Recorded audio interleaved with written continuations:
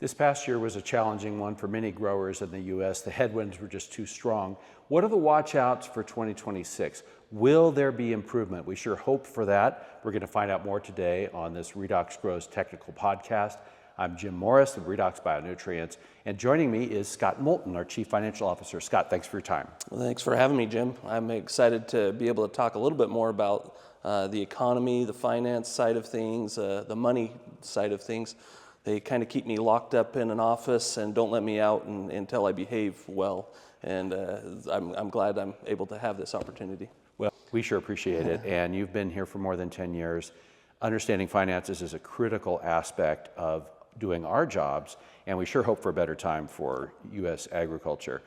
Let's talk about your background prior to Redox and how did it formulate where you are today in this job? Yeah, so grew up on a small family farm in Teton Valley, Idaho, where it's a great place to live. It's a beautiful place, probably not the best place to grow crops.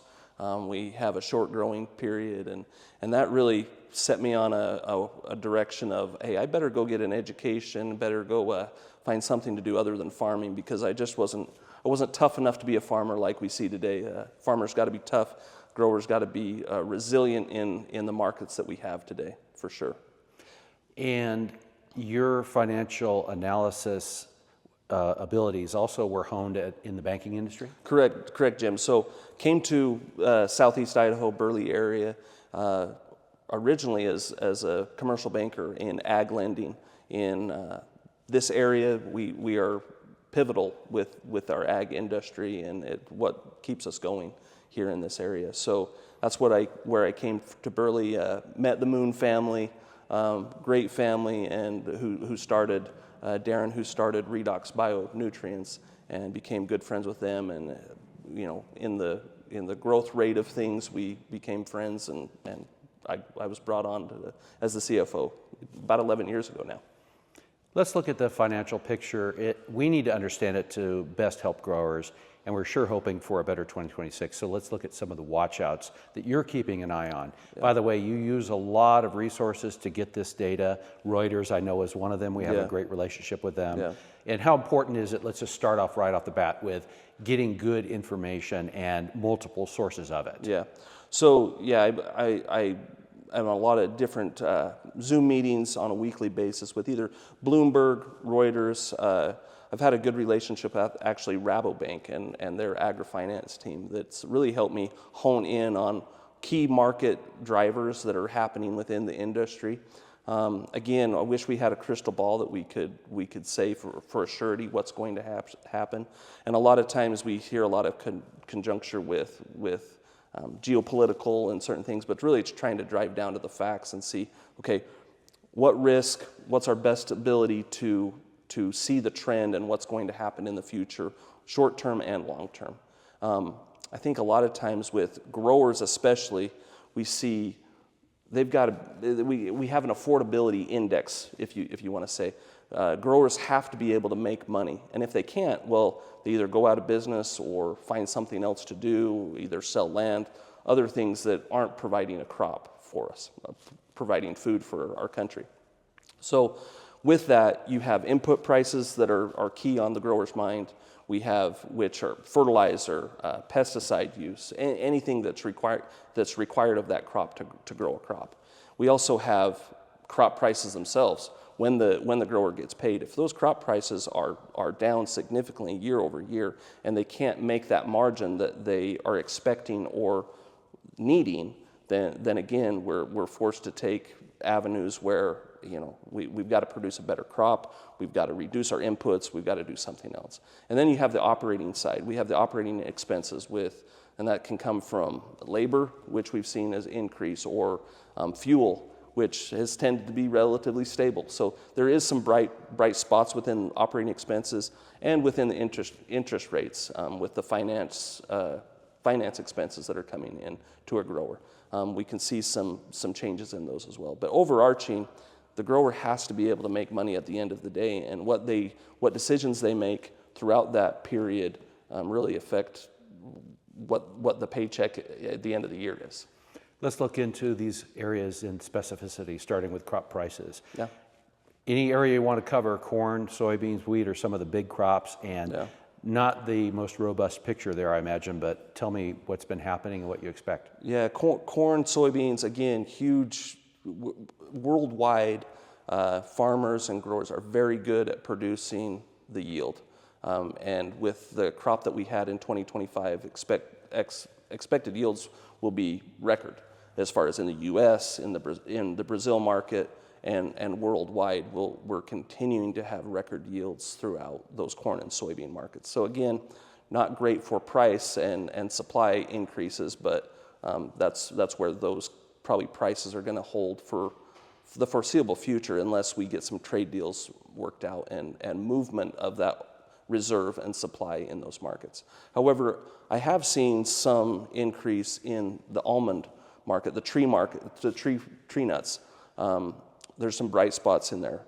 They've historically, over the last 4 or 5 years, have seen some debilitating prices in regards to walnuts. And we saw them taking out groves because there was no money to be made, and the price was devastating. So we're seeing that kind of climb out of that industry with walnuts, almonds especially. Huge market for us at Redox Bionutrients, and I can see some bright spots within that market going into 2026, as well as hazelnuts, pistachios, those other nuts. There is some bright spots in there.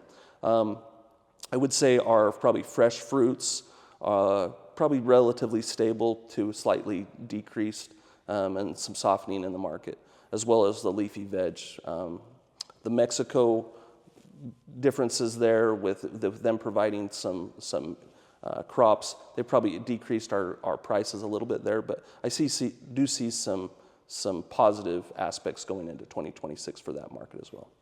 Back to corn for just a moment. The reserve plays a hand in this too, right? We're overproducing the crop, correct? Yeah. We're very good at producing corn. We've got a huge supply still, and we've got to see some of that movement. Either it can be climate related. We can have a disastrous weather related event coming to us, and that would reduce supplies and yields. Or we can move that through trade, through biofuels, through a variety of different ways. That as long as we can get that going, I can see probably a positive effect in the near future if we can get those trade deals worked out. And speaking of trade deals, some prospect with China for soybeans, which is a gigantic crop in the U.S. We also need to keep an eye on Brazil. They're an amazing, big producer of that commodity. So is there some potential improvement for soybeans? Yeah, I think soybeans, again, it's kind of a day-by-day watch as we see what's going on within those trade deals that's happening with our administration right now. If those things can get worked out, I think we can see, normally that would take a longer period of time, but this is one that's pretty acute in what we're seeing with those deals happening, that we can see those prices move probably quicker than normal once we get those things moved out of the supply. Brazil's one that, they're great at soybeans, and they've produced a lot more. We can see that they're probably the farmers there are changing how they're using commodity fertilizers. We can see that they're probably using substitutions that are cheaper, probably not as efficient, but at least it's getting that crop grown. They're probably more on the finance side, where they're seeing huge finance issues and growers going out of business in Brazil just on the finance issues alone. That'll be one to keep an eye on for sure. Tree nut area pecans, your thoughts there? We represent and work with a lot of growers in the Southeast. Yeah, pecans, whichever way. Just keep saying it different ways. That's what I do. I hope to get it right once. Pecans are an industry that, years ago they were $4 a pound, and we're making great strides, great money. We're still not able to produce really the amount that the world would want. They're a relatively low. We're a relatively low user of pecans in general, but we see an increase in what the prices are doing there as well. We've seen a low there for probably 2 or 3 years, and we're seeing an increase there as well. So the pecans industry is seeing some positive outlooks as well. That's great. Pistachios in California, that's a crop that we work with. I think that's a generally positive feeling. Correct. Yeah, the same with most of the tree nuts. And almonds, such a big crop. The vast majority of the export, I think it's about 80%. California grows 80% of the supply. 3 billion pound crop. So if it has forward momentum, that is really good news, not only for the growers, but for the processors and the whole economy, really. So you're fairly bullish for almonds in 26? Almonds, that's actually one crop that we've actually sold more than what we've produced or expected to produce for 2025. We already have a lot of that sold. So I can see that being a good contributor to what prices will end up in the almond industry. Let's talk about the input cost, and it's not a pretty picture for NP and K, for example. Educate me about some of the issues that we're having with some of the very large producers in the world and how it's affecting prices. NPKs, the giant three, in my banking side, we call the big banks that are too big to fail. NPKs are what make those the drivers of fertilizer prices. And that's really where Redox Bionutrients comes in to alleviate a lot of that, the uses of NPKs when the prices become unsurmountable like they are right now. We see the biggest one being phosphate, actually. Phosphate, U.S. can't produce all of their own, so we go elsewhere to find sources of phosphate. And China has really taken the hold right now with where our geopolitical system is, that they've held all that inside. So they're holding their cards pretty tightly. And with that, the U.S. decided, okay, we'll go to Saudi Arabia to get more of our phosphate. Well, Saudi Arabia wants to play in their own sandbox. They want to get, India taken care of and the areas around there before they send to us. So really it's a fact of supply and demand, and there's really a decrease in supply overarching for nitrogen and phosphate.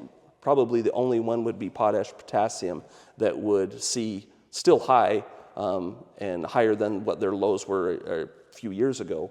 But potash is one that's probably going to be relatively stable.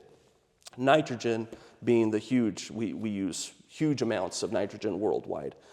In places where, like I said, in places of Brazil, Europe, those are places where they've focused on cheaper sources of nitrogen, but they've supplemented that with, okay, we've still got to create a yield. We've still got to have a good crop. So that's where Redox Bionutrients comes in with our portfolio of products, where we can truly say, okay, we're going to get you the same yield, but yes, we're going to use less nitrogen in doing so, creating a better crop, a healthier crop, and at the end, more money for our grower.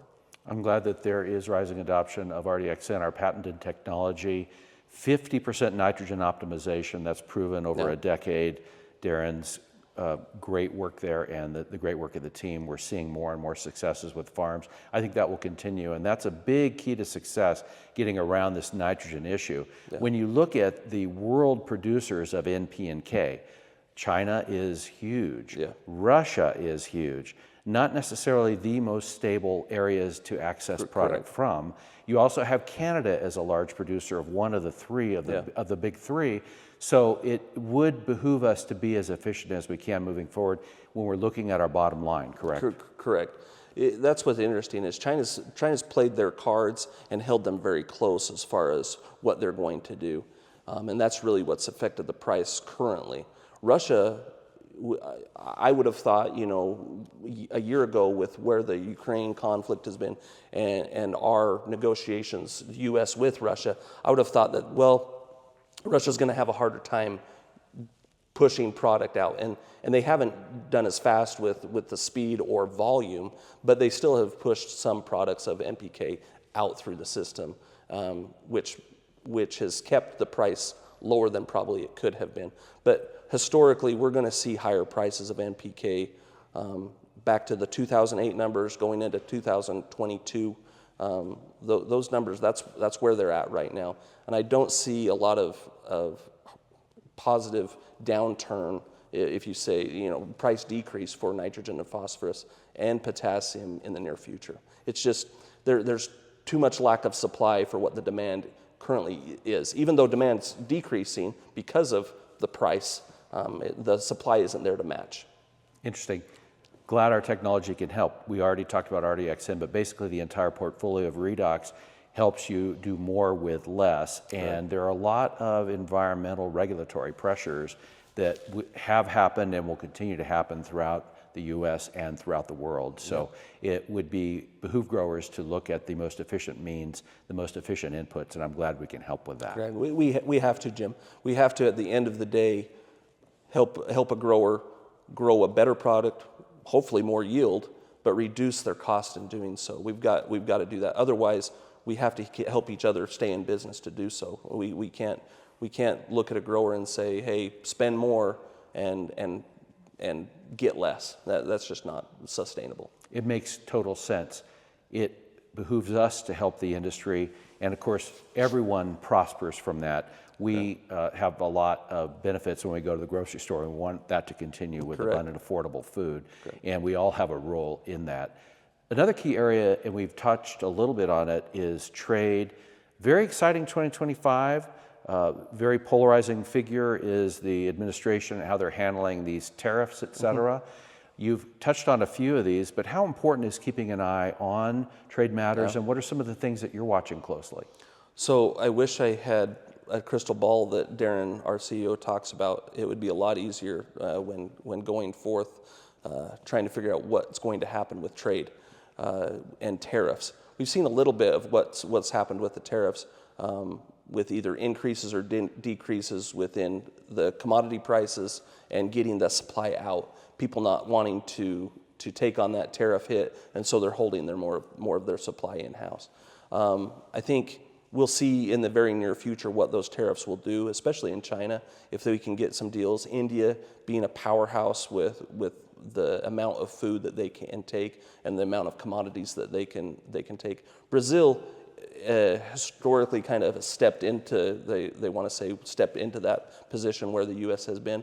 The U.S. is still the powerhouse when it comes to trade. We've just got to get through some of these growing pains as we see fit with the administration. Hopefully we can make those deals happen sooner rather than later. Yeah, hoping for that. I know as a country we're working on our independence, but we do have an international market that we operate in. 1 out of every 5 pounds of food grown in the U.S. is exported, so it is very key to the bottom line of growers. It is. Hoping for more stability in 2026. It seems like that there's an opportunity for that. Yeah, correct. Tell me about interest rates. This is another key area for growers, and what are your thoughts there? Yeah, coming from the banking side, I wish that we could just flip the interest rate switch on and off, but there is some lag time when we see what goes on when it goes back to the farmer. So, since September, we've seen some adjustments to the Fed rate, which in the downstream effects will affect the farmer. Right now, farmers are really spending for their operating lines and how they're getting funding for next year's crop. They've been anywhere between 8% up towards of 8% over the past few years. So I can see that coming down with what the Fed rate is doing. We should see that coming into 2026 operating lines. We should see some decreases, as well as probably equipment as well. Equipment being a huge factor as expense for a grower, and I can see equipment prices come down. Equipment interest rates probably have been anywhere between 6 to 6.75 for a rate, and I think they'll soften a little bit as well. Again, hopefully that gets a little bit of ease to the grower. I know it's not much when you look at what their crop prices and input prices, but if we can achieve something, I think it's better than nothing right now. Yeah, a ray of sunshine is very welcome news when it's very cloudy outside. And I'm happy that we got to a positive in there. And of course, these things can change. Agriculture is very cyclical. Yeah. What comes down must come up eventually. And I know farmers have a lot of fortitude. What is your thought when we look at pivoting into 2026 about the mindset of growers? What are some of your observations in working with them directly and coming from a farm environment? Yeah. Jim, starting off this whole thing, we talked about the resiliency of farmers, and there's not a tougher, hardier group of people in the world than growers and farmers in this industry. So I say that in thinking that there's got to be a ray of light somewhere. And if we can at least push through this time where, hey, there's not a lot of light in what we have right now, then I can see some changes. I like to think what we've talked about today is kind of like an engine light in a car. And when the engine light's going off, how quickly are we to adjust and pivot from where we're at? My 18-year-old daughter likes to take 2 months in telling her dad when that engine light goes off. So farmers are not like that. Farmers are pivoting on a daily basis, monthly basis, and annual, sometimes even farther out than a year in what their crop rotation is and everything else to make the best decisions on what the market is telling them to do. And that could be either prices, are they going to be up or down? Are we going to focus on more wheat prices that we've seen, or again go bullish on corn and soybeans? So I think the farmers themselves are a hardy group. They'll push through this and they'll get through it. We at Redox Bionutrients, though, have to show them that, hey, there's alternative ways to produce a crop, and we can help you in doing that by reducing your costs that you're inputting in nitrogen, in phosphorus, in potassium, and not because it's just better for the plant, but because it's helping you make money and margin at the end of the day. Yeah, we have a role, and I'm glad that we have the ability to help in terms of technology and also customer service. And the biggest optimism I have is when you visit with a farmer, you can see their determination and their perseverance to get to a better day, and it's going to come eventually. Yeah, agreed. Thank you for your time, Scott. I really appreciate it. Thanks, Jim. Yeah, and we really appreciate you joining us today for this podcast.